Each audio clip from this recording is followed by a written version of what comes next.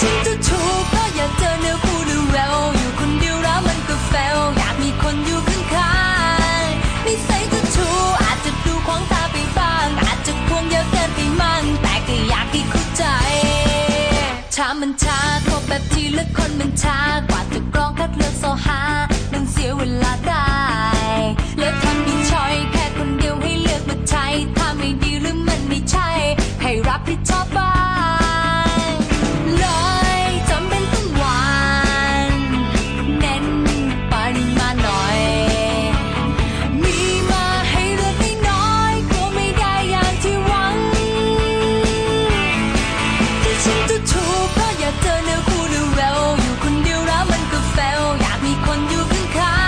งๆนิสัยจะถูกอาจจะดูขวางตาไปบ้างอาจจะควงเยอะเกินไปมั่งแต่ก็อยากให้เข้าใจ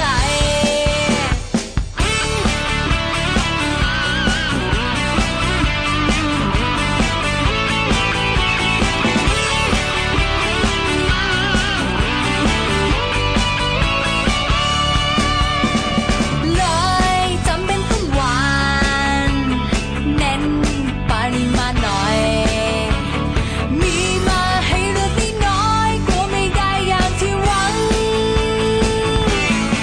ที่ฉันจะถูกก็อยากเจอเนื้อคู่เร็วๆอยู่คนเดียวแล้วมันก็แฟลอยากมีคนอยู่ข้า